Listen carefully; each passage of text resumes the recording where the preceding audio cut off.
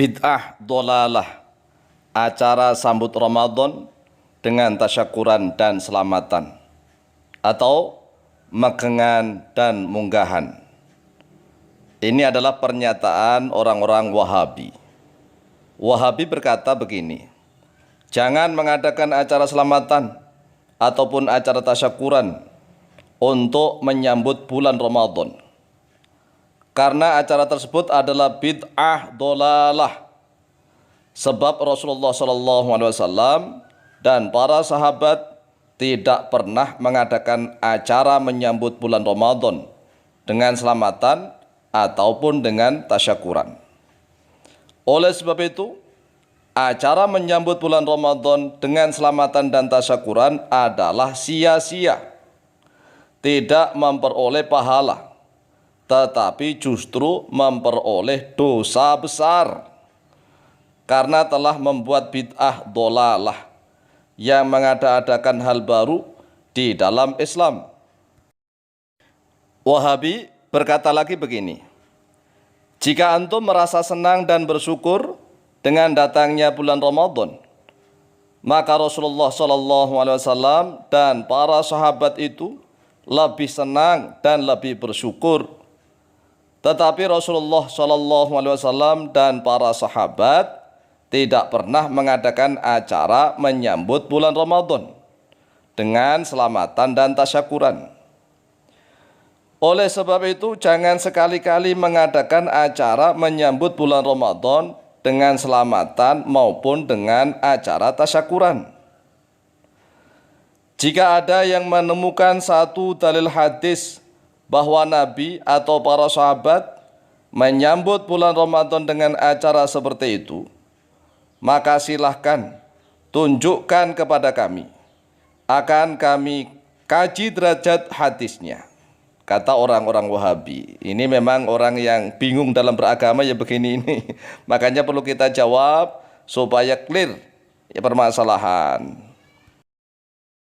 Dan untuk menjawab setiap permasalahan tentang hukum Islam, maka tidak boleh ngawur, tidak boleh sembarangan. Harus menguasai seluk-beluk dua dalil, ad-dalilun naqli wad-dalilul aqli. Yang pertama harus tahu tentang dalil naqli, dalil yang diambil dari Al-Qur'anul Karim dan juga dari hadis-hadisnya Rasulullah SAW yang sahih. Kemudian harus tahu juga ad-dalilu al-aqliyu, dalil aqli, dalil yang rasional. Harus menggunakan usul fikih, nggak boleh ngawur. Jawab kok ngawurnya luar biasa. Wahai saudaraku kaum Wahabi, ketahuilah bahwa puasa itu bukan hanya perintah khusus untuk umatnya Nabi Muhammad SAW saja. Akan tetapi puasa itu termasuk syar'u man qablana. Tahu kan syar'u man qablana? Yaitu syariatnya orang-orang yang sebelum kita. Orang-orang yang sebelum kita yaitu syariatnya para nabi dan rasul terdahulu. Termasuk di setiap agama juga mengajarkan tradisi puasa. Apalagi di Nusantara, di Indonesia, yang sudah sejak zaman dahulu kala ada ajaran berbagai macam puasa. Di Nusantara itu puasanya macam-macam. Dan itu tradisi sejak zaman dahulu. Ya, makanya kita harus arif dan bijaksana dalam mensikapi setiap permasalahan hukum Islam.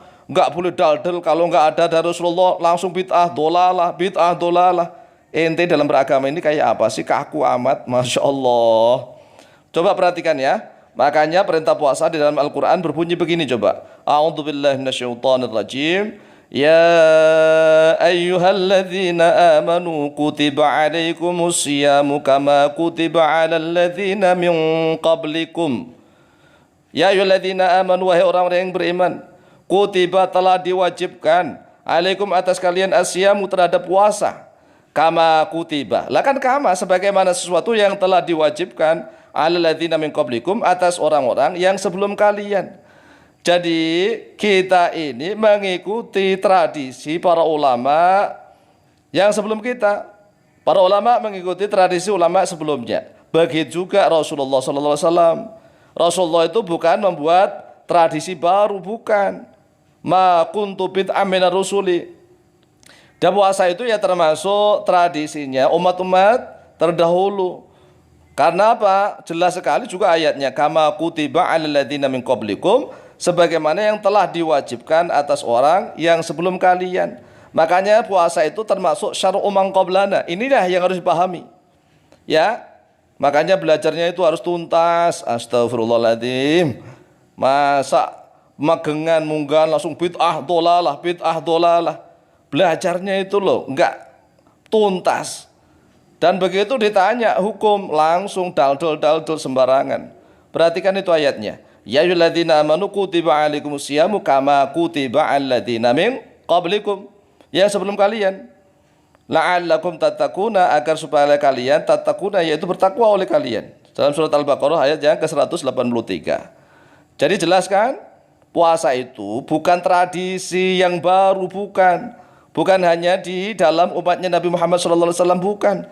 Tetapi puasa itu adalah tradisi umat-umat sebelum kita. Dan karena tradisi, maka tatkala menyambut puasa itu macam-macam. Ya macam-macam bentuknya. Oleh sebab itulah di Nusantara yang sudah beragama Islam tetap puasanya sesuai dengan sunnahnya Rasulullah. Mulai dari imsak sampai tenggelam matahari. Itu puasanya umatnya Nabi Muhammad. Umat Islam di Nusantara juga begitu puasanya. Dan puasanya pas bulan Ramadan, tidak di Syawal, tidak di Sa'ban. Lah masalah menyambut bulan puasa itu tradisi, budaya, adat, kebiasaan. Dan di Arab juga ada walimah. Walimah itu tradisi. Walimah itu apa sih? Ya mengundang makan, orang diundang makan bersama-sama. Itu walimah. Kemudian walimah enggak dicontohkan Rasulullah, enggak boleh bid'ah dolalah. Belajar agamanya gimana sih? Makanya belajarlah yang bagus ya. Jadi tasyakuran, selamatan, jangan dibulak-balik kata-katanya. Kalau memang antum merasa bersyukur datangnya bulan Ramadan, maka Rasulullah dan para sahabatlah yang merasa bersyukur, yang lebih gembira. Ini kan akal-akalan namanya. Ya. Coba dibayangkan, zaman Rasulullah itu mana sempat begitu-begitu. Wong mereka Ramadan saja perang, sebelum Ramadan menyiapkan perbekalan perang. Mana sempat begitu. Jadi jangan ngawur dalam menjawab segala sesuatu. Ini ngawur, membuat perpecahan di mana-mana, membuat geger gara-gara pemahaman agamanya yang sangat dangkal. Wahabi ini memang perlu dididik lagi. Dididik tentang dalilun nakli dan ad-dalilul akli. Supaya enak, sedap, tidak kaku dalam beragama. Wahai saudaraku kaum Wahabi, ketahuilah bahwa magengan atau munggahan, magengan itu kalau istilah Jawa, munggahan kalau istilah di Sunda, atau istilahnya tasyakuran dan selamatan menyambut bulan suci Ramadan, itu termasuk jenis walimah. Walimah mengundang orang untuk kumpul, makan bersama, berdoa kepada Allah, berzikir, mohon keselamatan, kesehatan dan seterusnya. Lah kok begitu dikatakan bid'ah? Gara-gara tidak ada hadisnya, Rasulullah tidak menjalankan, sahabat tidak menjalankan. Gimana sih ante dalam beragama itu? Perhatikan di dalam kitab Al-Hawi Al-Kabir miliknya Imam Al-Mawardi. Qala al-Imam Al-Mawardi rahimahullah ta'ala fil Hawi Al-Kabir. Telah berkata oleh Imam Al-Mawardi rahimahullah ta'ala dalam kitab Al-Hawi Al-Kabir, juz yang ke-9 halaman 556. Wa ammal walimatu fahiya islahu ta'ami wastidda'un nasi li ajlih.